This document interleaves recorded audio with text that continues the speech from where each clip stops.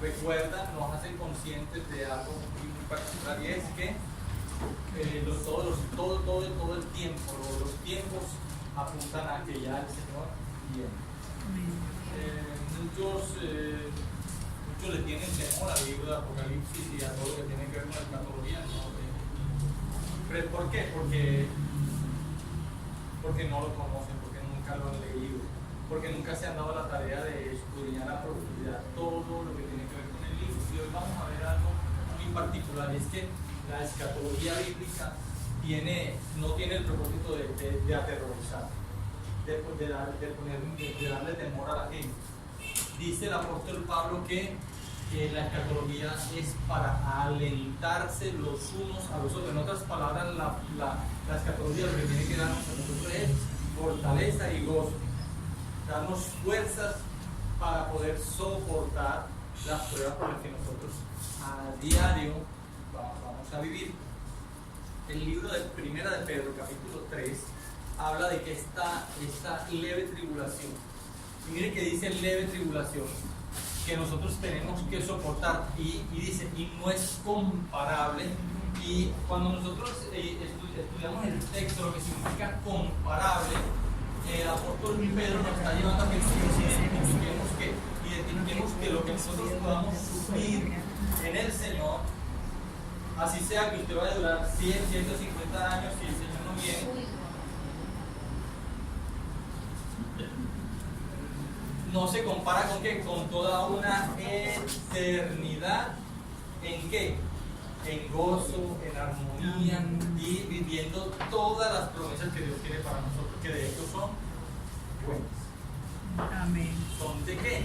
Son de que de gozo permanente, son de paz permanente, son de felicidad permanente. Una de las cosas que yo quiero hacer muy claro hoy en día es que cuando nosotros miramos la parábola del rico y Lázaro, de hecho, no es una parábola. ¿Por qué no es una parábola? Porque se hablan de personajes, se hablan de situaciones, se hablan de emociones también, porque el texto se refleja como una narración verídica. No es una historia inventada, es una narración. Es como si nos estuvieran dando una historia donde el énfasis es precisamente de que en la otra vida hay conciencia, unos para condenación y para perturbación eterna, y otros para felicidad y gozo permanente. ¿Sí estoy siendo claro con eso? ¿O lo vuelvo a repetir? Repítalo. Háganos un favor. Se le dice la parábola del rico y Lázaro. No es una parábola, es una narración. No tiene las características de ninguna figura retórica o figura de dicción. No cabe dentro de las parábolas. ¿Por qué? Porque nos da nombres, nos da datos, nos da referencias teológicas. En otras palabras, nos habla de Dios y nos enseña doctrina.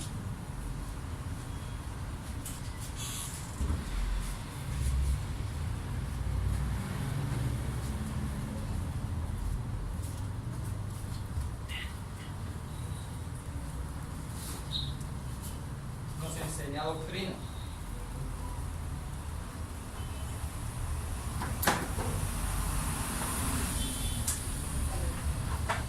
Mire usted que cuando Lázaro dice pon tu mano en la historia, mire que una de las cosas que voy a volver a repetir es cuando usted va a interpretar la Biblia, usted analice lo que usted está interpretando. El mismo ambiente, en la misma área de movimiento de las palabras, le va a identificar el sentido de esa palabra. Yo escuchaba, a mí me encanta escuchar a un profesor de griego. Él es uruguayo, y él dice: yo voy a una panadería flautería y pido una flauta y me van a preguntar que si la quiero de migas o si la quiero de sal. Pero si con esa misma flauta voy a una casa musical y pido una flauta, me van a decir cómo la quiere traversa o la quiere dulce. ¿Cierto? Cada palabra tiene un área de movimiento. ¿Sí? En el libro de Apocalipsis se ve mucho eso, hay 153 referencias simbólicas en el libro. Nunca caiga en el error de decir que un símbolo se puede interpretar de igual manera en todos los libros de la Biblia y menos en Apocalipsis. Hay una parte donde dice que Satanás es como un león rugiente buscando a quien devorar. Pero por allá dice que Jesús es el león de la tribu de Judá. Uno dirá, bueno, entonces Satanás, el símbolo de león, le pertenece a Satanás. No, porque allá le pertenece a uno que es más poderoso también, que se llama Jesús, que identifica eso, ¿verdad? El caballo blanco del capítulo 6 es el anticristo, mientras que el del 19 es Cristo. Y como decía ese mismo profesor de griego, haciendo la semántica del texto, diría, hay que ir que ahora que había remate de caballo blanco en Apocalipsis. No, es la figura y lo que el área del movimiento de esa palabra, lo que significa. Una palabra aquí puede significar una cosa y en otro lugar puede significar otra. ¿Sí? Entonces tenemos que identificar específicamente qué significa ese símbolo. Los símbolos tienen movimiento, mientras que lo que son el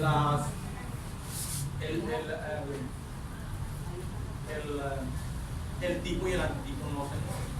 Es el mismo. ¿El qué? El tipo y el antitipo no se mueven, mientras que los símbolos sí se mueven. Porque, vuelvo y les digo, puede significar una cosa en un lado, pero puede significar otra. ¿Y qué es lo que me va a identificar qué me va a permitir a mí identificar la significación de esa palabra tan dinámica? Su contexto.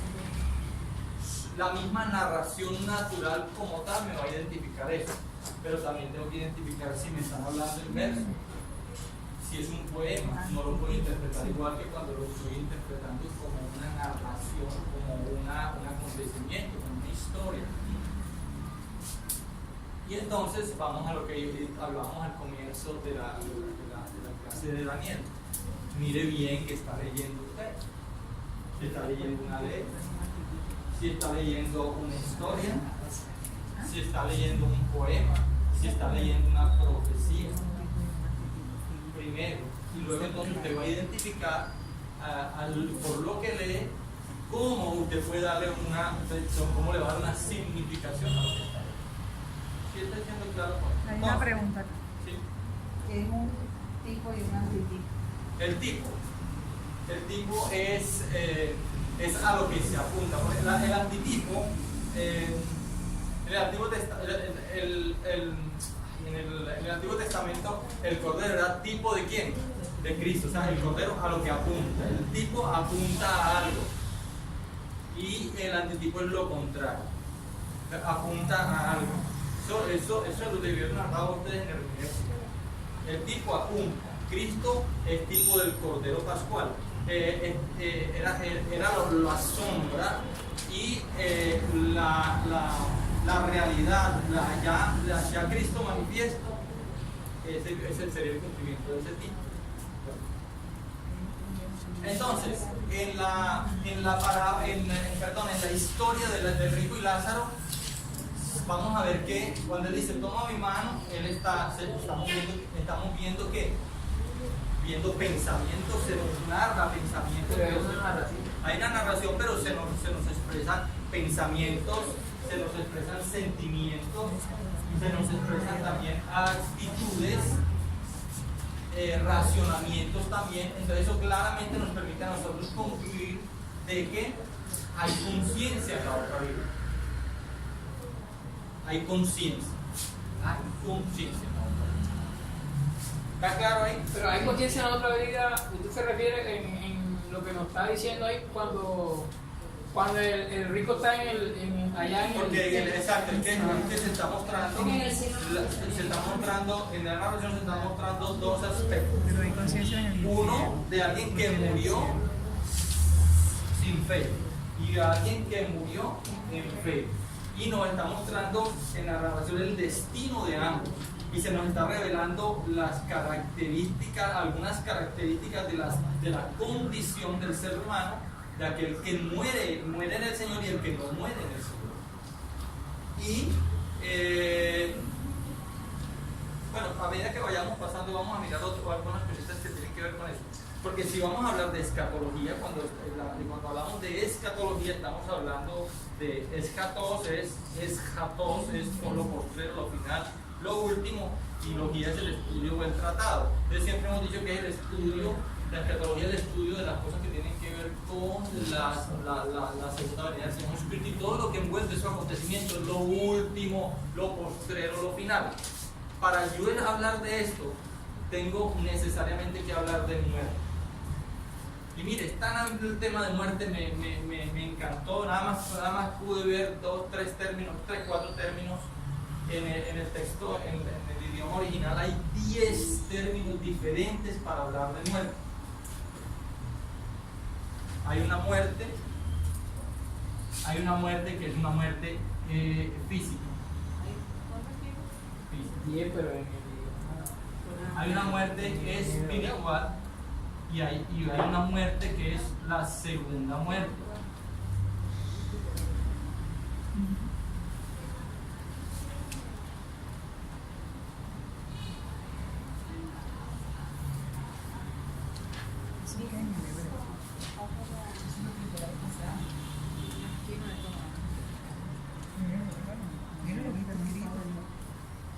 Pero 10 tipos. No, de los 3 esos que estaban de muerte en el idioma original en hebreo. ¿Se acuerdan la palabra necrótico que habla de muerte? La palabra es necros para hablar de muerte espiritual. Necros para hablar de muerte espiritual. De necros.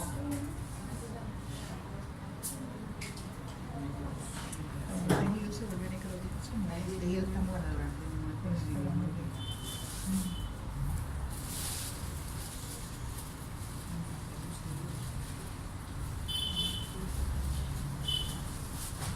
Nesco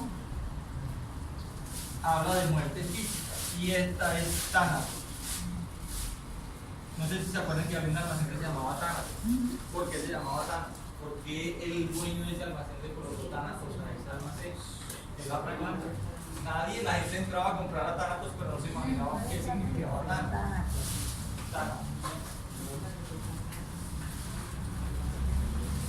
Siempre hay una intencionalidad en todo, en los nombres que se le colocan a los hijos, en los nombres que se le colocan a un negocio, en los nombres que se le colocan a los proyectos, siempre hay una intencionalidad y nosotros tenemos que estar apercibidos de eso. ¿Cuál es la intención? ¿Qué es la intención? ¿Hacia dónde querían llegar ellos? Entonces mire, hay algo que me llama mucho la atención y ayer estaba mirando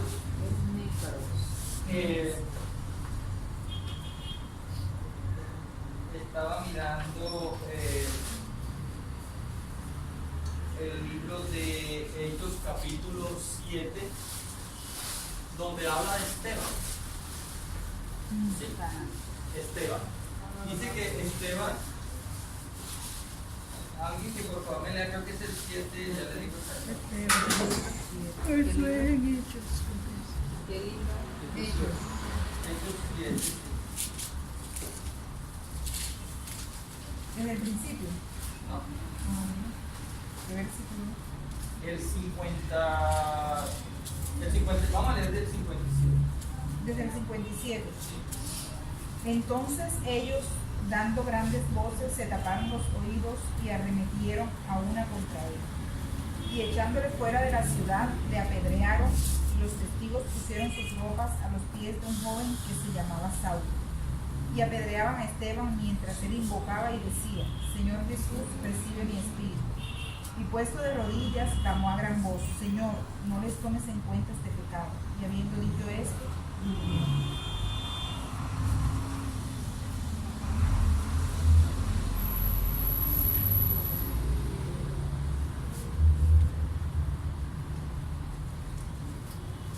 Esta expresión es la que se traduce para dormir. Usted ve algunas versiones y traducen, ayer yo vi varias versiones, unas traducen durmió y otras traducen murió. Después de la I, ¿qué letra es? Una B. Así es, se le tramite así.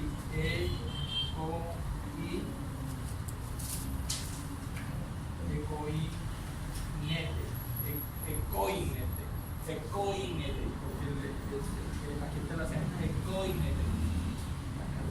ecoinete, y traduce dormir, esta es otra palabra para muerte.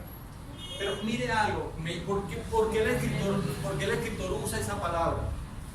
Porque cuando a él lo estaban apedreando, mire cuál era la condición de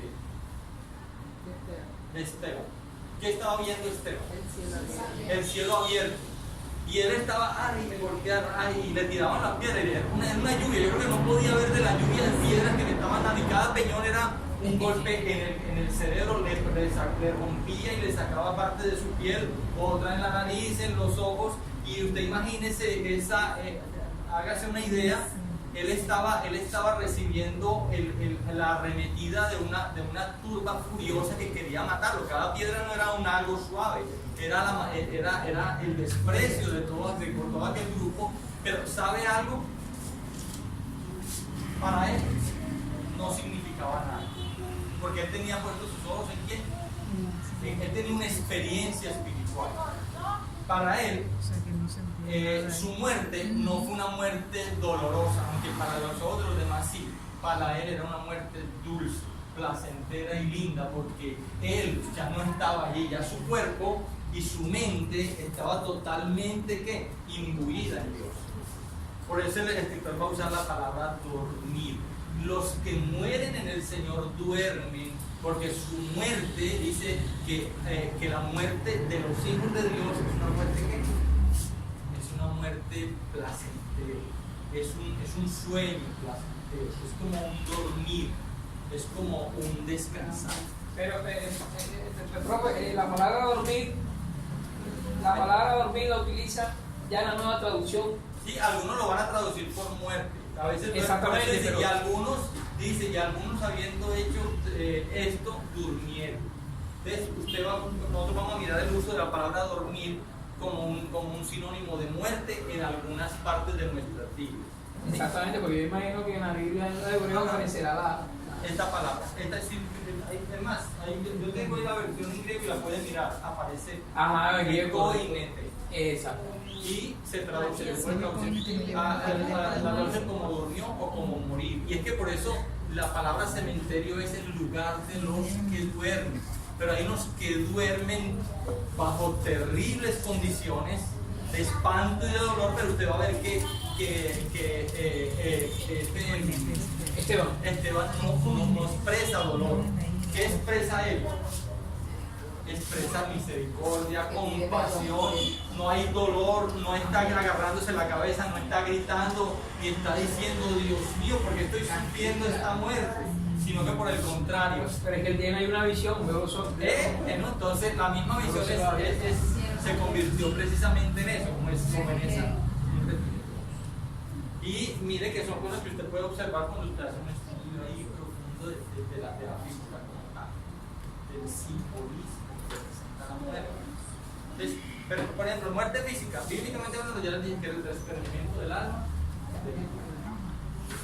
El cuerpo va a Dios. El cuerpo va a la tierra, el espíritu va al hombre, el espíritu va a Dios que le pertenece, y el alma va, sea al infierno o al cielo. Antes de Cristo iba a un lugar que se llamaba el Sheol, que es lo mismo la palabra Sheol que la palabra Hades. La una es hebrea, la una es griega, la una aparece 65 veces, la otra aparece 10 veces, pero es lo mismo. Era un lugar, como puede decir, todos estaban en un mismo lugar, la única diferencia era que había un abismo que los dividía al uno del otro. Sí.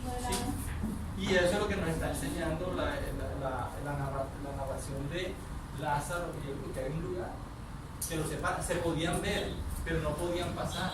Y ahí nos está diciendo natural y normalmente. Era imposible que pasara a ningún lado. Y nos va a hablar precisamente de eso. Todos estaban allí. Pero cuando Cristo muere, dice, llevando cautiva ¿a qué se refiere cautiva la cautividad?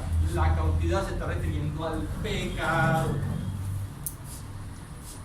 Bueno, yo no iba a hablar de eso, pero voy a hablar un poquito de eso. Si usted se da cuenta, antes de Cristo, muchos se preguntan, ¿qué pasó con los que morían antes de Cristo? ¿Cómo eran salvos?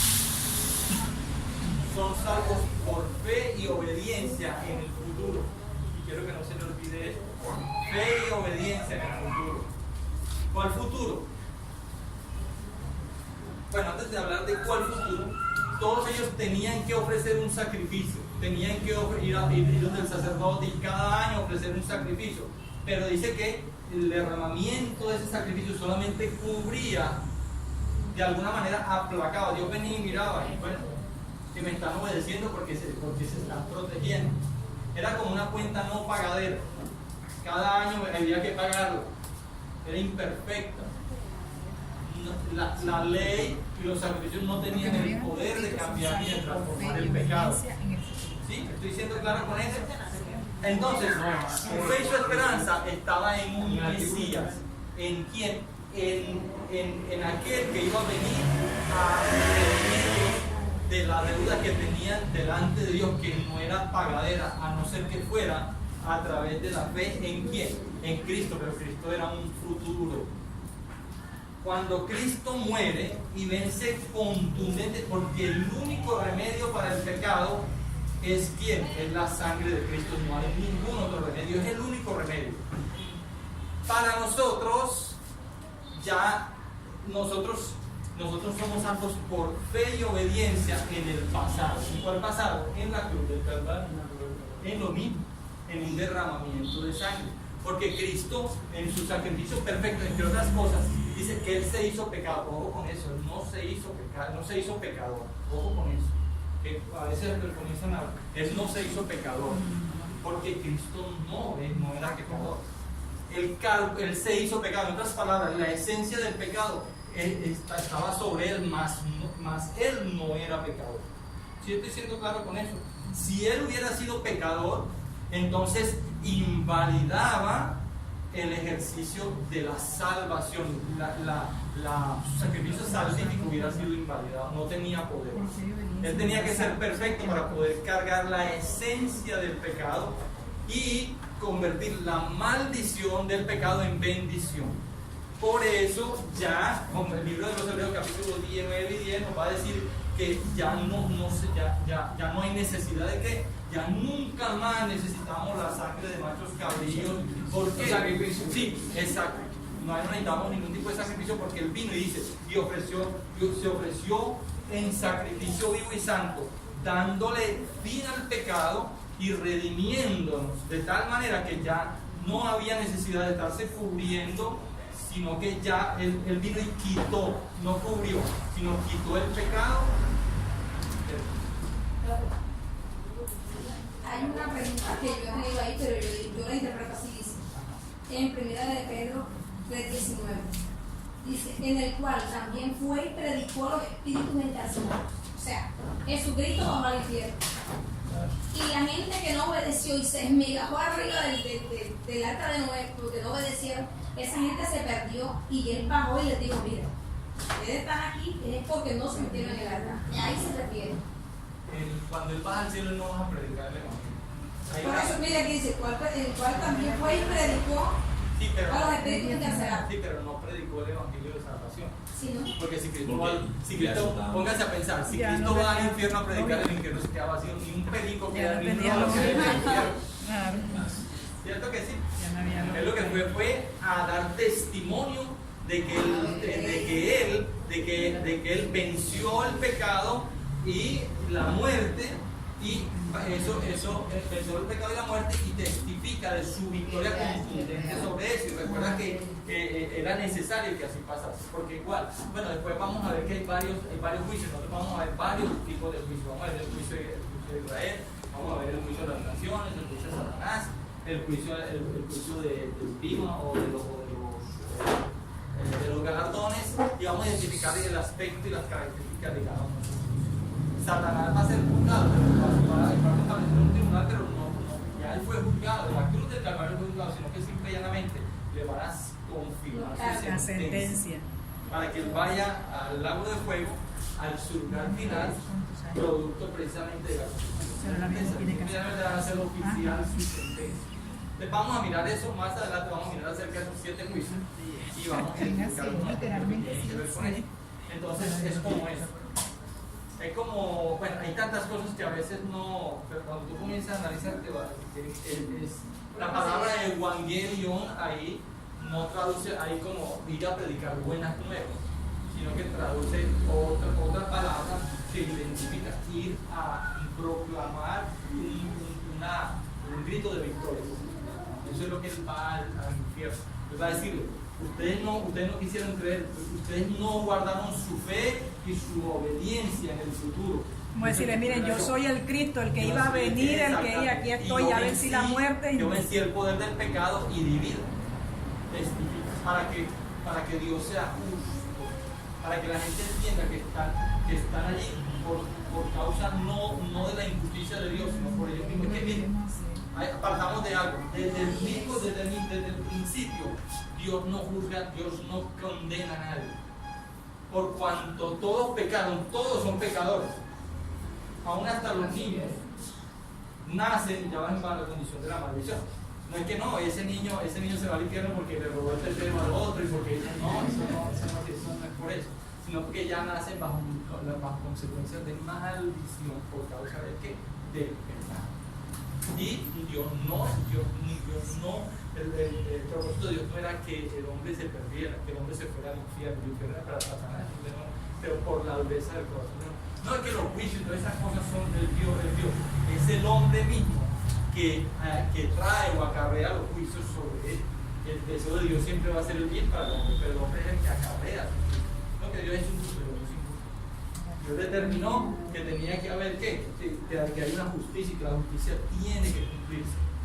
Es el hombre el que incumple la justicia y como tal acarrea justicia. ¿Sí estoy siendo claro con eso? Señor. La segunda muerte es la separación del hombre de Dios. La segunda muerte es la separación del hombre de Dios.